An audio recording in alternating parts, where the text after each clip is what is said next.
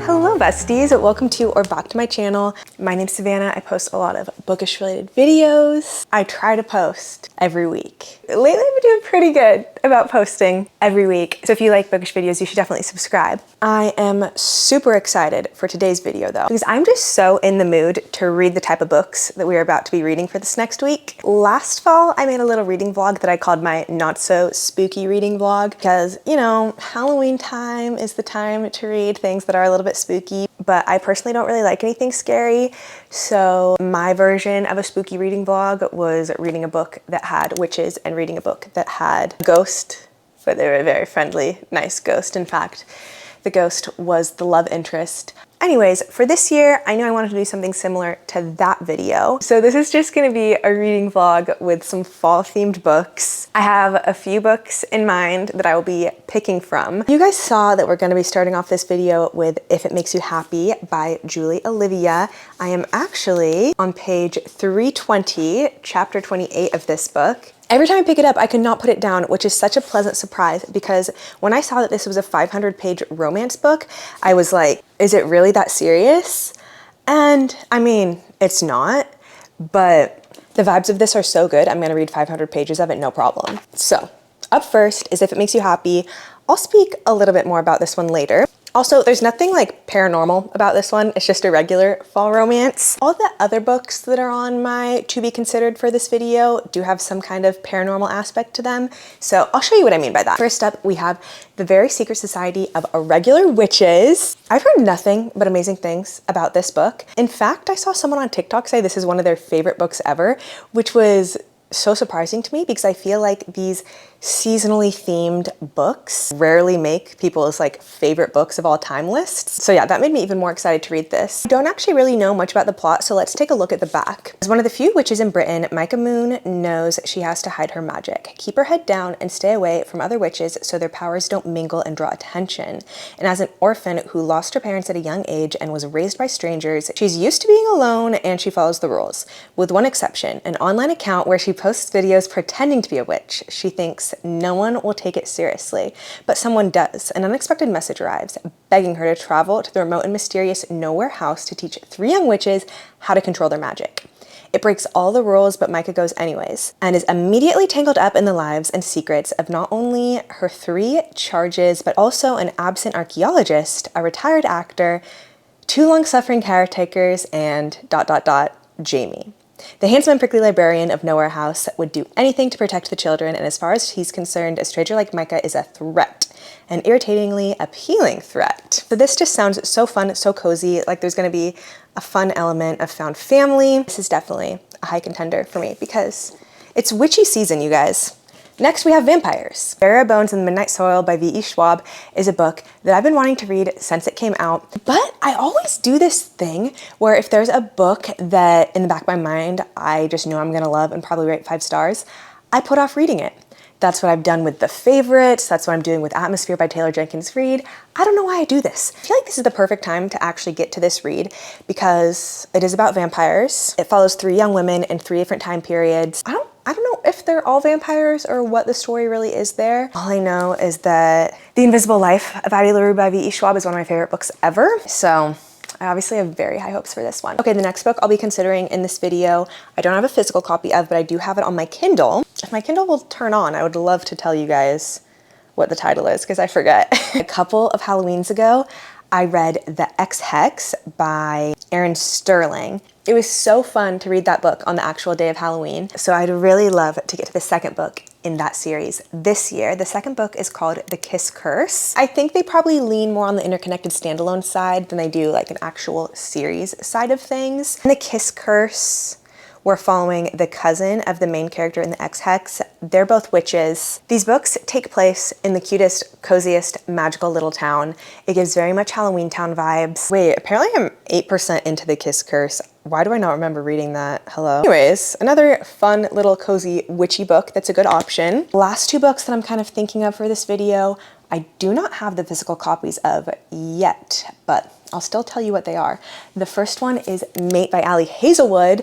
I don't know, I think maybe me wanting to read Mate is kind of just a case of me wanting to hop onto the bandwagon, but it's about vampires and werewolves. So as you guys can see, it really fits the theme. It really fits the vibes that I'm wanting to have for this week of reading. And then very lastly on the list is Soul Searching by Lila Sage. I am a huge fan of the Rebel Blue Ranch series by Lila Sage. They're such fun and easy books to read, but they're actually really good and have a great amount of depth to them for being on the shorter side. The Rebel Blue Ranch series doesn't have any magical paranormal aspects to it, so I'm super intrigued to see how different Lila Sage's writing is with this new one. I think there's ghosts in it. At first I thought the guy was a werewolf, but I think he might actually be a ghost. I don't know. If we get to that one, we'll find out together. I don't think I've seen any reviews for that one yet, so that would be kind of fun to create my own opinion before hearing anybody else's. And I actually just realized we've talked about 1, 2, 3, 4, 5, 6 books, and that's not even all of the ones on my list. There's one more, and that is my book club book for October. It is Fan Service by Rosie Dannon. I think I probably will get to that one this week because I need to read it before book club next week, and that one does have vampires. From what I've gathered about that one, it seems quite witty, and it seems like it was made for people who read fan fiction growing up. Okay, you guys, here's our to be considered pile, plus all those other books I just mentioned. But as you already know, we're starting off with If It Makes You Happy. And If It Makes You Happy, we're following our main character, Michelle, who is pretty type A and straight-laced. She's very career-driven and lives in Seattle. However, her world is kind of turned upside down when her mother unfortunately passes away. Her mother and father ran a bed and breakfast in a super quaint small town in Vermont that Michelle's younger sister was always meant to take over once she graduated from college. However, her time in college has become prolonged, so Michelle steps in to take over running the business for her family, even though she already has an established career back in Seattle. She's also fresh out of a very crappy divorce with a horrible man who cheated on her, so she could kind of use this fresh start. Anyways, when she gets to Copper Run, she meets all of these characters that are so hilarious and so fun. As you can imagine, very much Gilmore Girls vibes with all the townspeople. In particular, however, she meets the town baker, whose name is Cliff. They befriend each other, but tell each other that that's all it can be is friendship, because Michelle is only gonna be there for a limited amount of time before her sister comes and takes over. Plus, Cliff has 2 young girls, so neither Michelle or Cliff want the girls to get too attached to Michelle and then just have her leave. It's one of those situations. Also, Cliff, in my opinion, very much gives Jude Law in The Holiday, if you know what I'm talking about. They say they're going to be just friends, but they really start to see each other in ways that nobody else has. Cliff was kind of always told that he was too much by his ex, while Michelle always felt like she wasn't enough for her ex. They're very much Golden Retriever Black Cat vibes. They also just have such great banter together. Anyways, I'm really enjoying this. I saw a lot of people giving it 5 stars, which had me very skeptical. I was like, are we really all rating this 500-page little fall romance book 5 stars? But now I kind of see that the girlies were onto something. I should have trusted the girlies, because this is like at least a 4-star for me right now. We'll have to see how it ends. I have this much left. I've just talked for so long, so I think I'll update you once I finish it, and then we'll pick the next fall spooky-ish book I'm gonna read.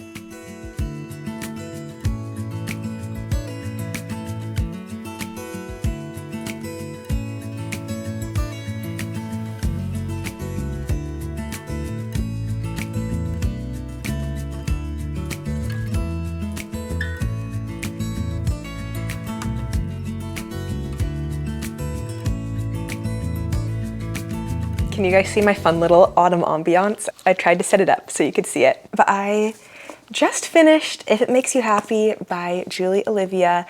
Unexpectedly cried during the epilogue. I'm talking tears streaming down my face. I don't know if it's because I'm about to get my period or if I'm just extra sensitive to anything dog related, considering my childhood dog passed away this year. To clarify, nothing bad happens to this dog. The epilogue was just really sweet and just really reminded me of my dog Duke. So it really got me. It really got me. But like, I think this book might be a 5-star. It was just genuinely so good and I'm kind of shocked. I saw so many people giving this a 5-star or 4.5 stars online, on Goodreads, on everything. But I just, for whatever reason, did not think I would feel the same way. I didn't believe it until I read it for myself. It was so good. It spans across, I think, September, October, November, December of 1997 and has a lot of really fun 90s references that really set the scene and just make for the best ambiance ever. All the townspeople, all the characters are so lovable. Our main characters are so lovable. It has just such a great message that someone will love you for exactly who you are. That sounds really cheesy. It is really cheesy, but doesn't come across in a cringy type of way.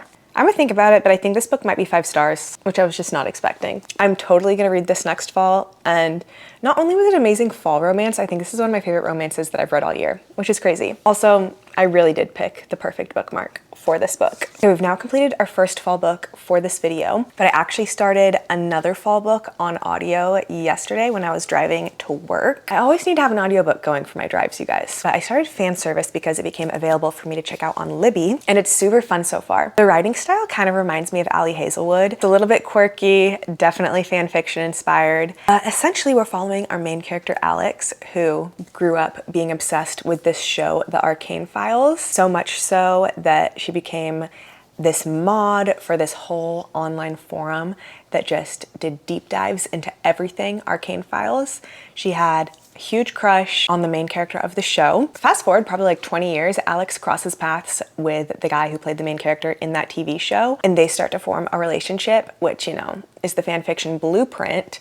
But the kicker is, on the TV show, he played a character who shifted into a werewolf, and he is now finding himself shifting into a werewolf in real life. So kind of crazy, kind of silly, but very enjoyable so far. I'm actually going on a little weekend trip where I'll probably be doing a little bit of reading by the pool, so I might download that book on my Kindle because I don't think I feel like bringing a physical book, but actually, let's see how expensive it is on Kindle. I just wish every book could be on Kindle Unlimited, you guys. Like, I don't want to spend $10 on this book right now. Anyways, I'll keep you posted on if I decide to buy that on my Kindle or just start a different book. Okay, so I somehow managed to film a whole 10-minute update clip without any audio, so I'm gonna try and remember what I said here for you guys. I'm pretty sure all I said is that I did, in fact, end up downloading Fan Service by Rosie Danon onto my Kindle to read during my trip, and I was really glad that I did because I really ended up enjoying it. It just felt like an ode to fangirls, an ode to fan fiction, and it was just a fun, silly, good time. Perfect little vacation read. But I liked the vibes of that book so much, I wanted to keep those good vibes rolling. So I ended up downloading Hot for Slayer by Ali Hazelwood. I know I previously said the writing in Fan Service kind of reminded me of Ali Hazelwood, so I thought this book would be the perfect next spooky-ish book to read because in it, our female main character is a vampire and our male main character is a vampire slayer who has been chasing her for hundreds of years trying to kill her. Just a little short story that came out on Kindle Unlimited for this Halloween season. A super quick read. I totally recommend it. It was really funny, really good, really quick, and I loved it.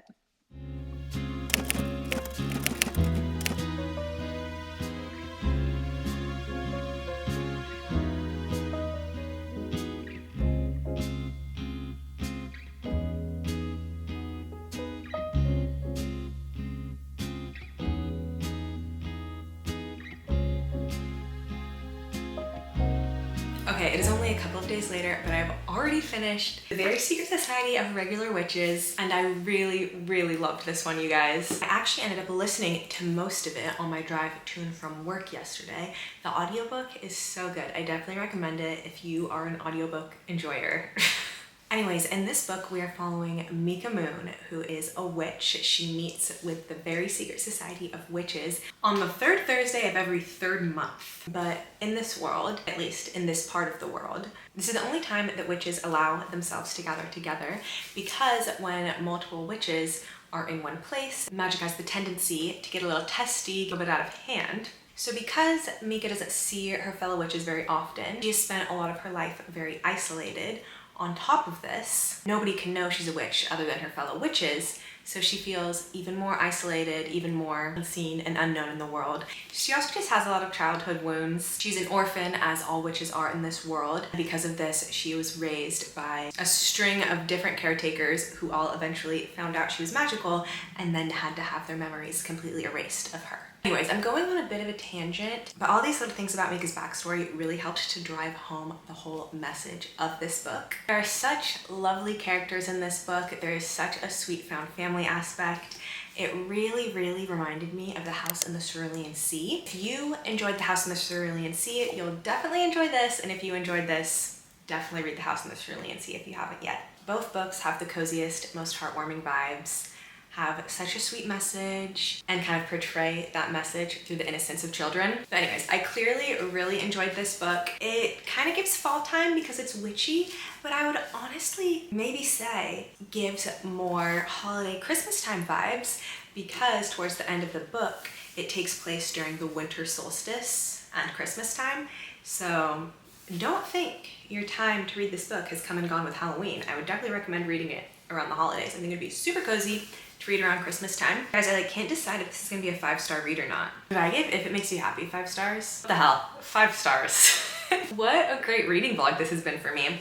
We read If It Makes You Happy, absolutely loved that book. Read Fan Service, that book was so much fun. Read Hot for Slayer, which was also such a fun time, especially for this time of year.